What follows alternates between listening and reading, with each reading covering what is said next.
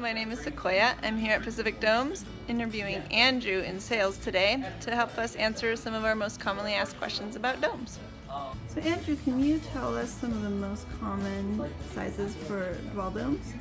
Yeah, so for our dwell domes, if people are looking for maybe a dome for a couple, 2 people, 2 adults, I would say probably the 20-foot dome is a good size.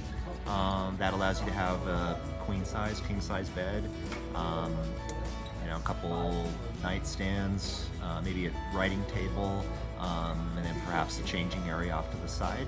I would definitely say for a larger family, 2 adults, 2 kids maybe, 24 foot is a manageable size, and those are both sizes that can be assembled over the course of a weekend. It doesn't require any kind of serious heavy equipment or anything like that, so it's a very manageable size. It's also something that can be packed down to a pretty small package. You could put it in the back of your pickup truck and drive across the country and put it up again. So it's a good manageable size. With that size, can you add a bathroom and a kitchen or a loft in a 24-foot dome? Yeah, I think so. So with the loft, it's a little tricky, right? So it would definitely be, think of a tiny home, so it's not a full-size, full-height ceiling, but you could certainly put a sleeping area up there for the kids.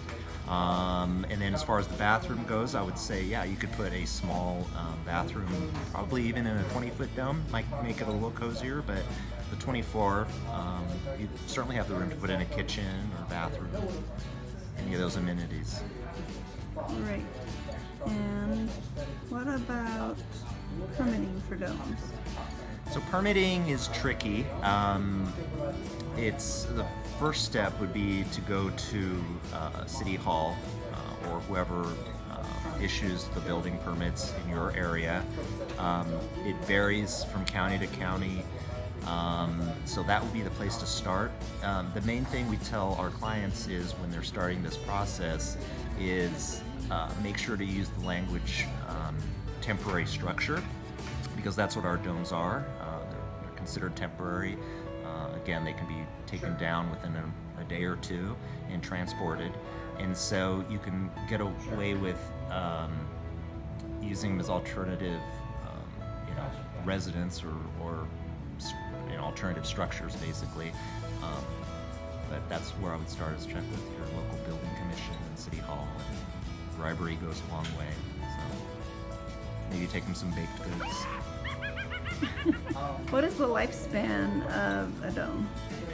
So the frames and the covers are different lifespans. The frames are galvanized steel, and they're virtually indestructible, we often say. Unless something like a tree limb or something impacts the frame, really your frame should last 30, 40 years. You'll go through many covers replacements before you'd even need to address the frame for the most part.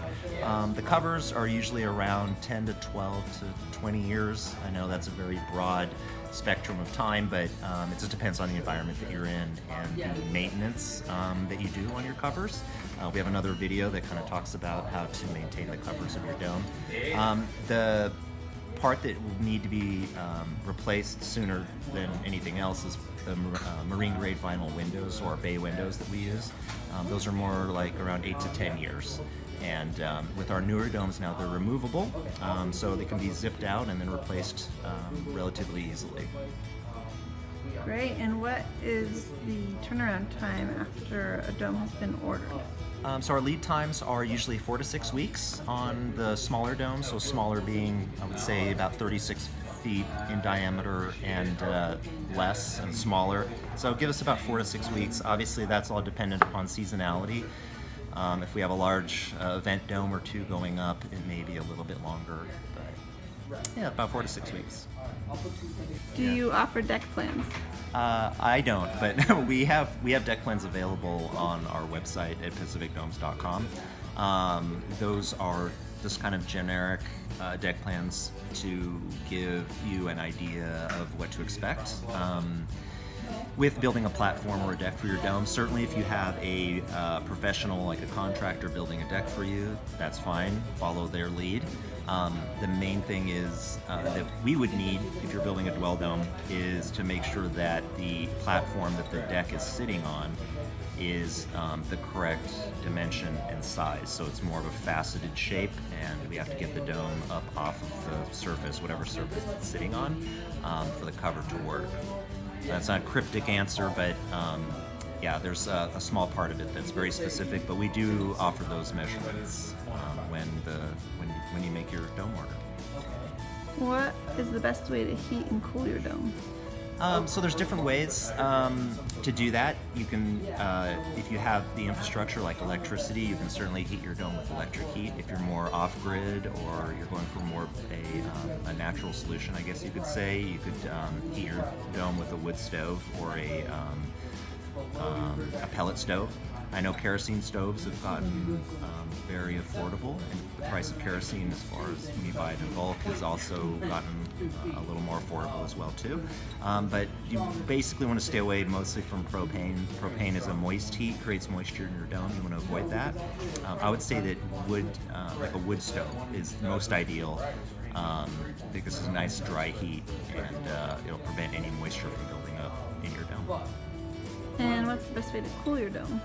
So cooling, we address cooling by offering vents, screens rather. So the round windows that you see on our domes, those can be removed and replaced with screens. Also, we have screens for the roll-ups that are at the bottom of the dome, so a lot of cross ventilation is helpful. Another thing that we offer is a product that's called Thermo Shield. It's not something that we make, but we're a dealer for them. But Thermo Shield is a paint that is highly reflective of harmful UV rays.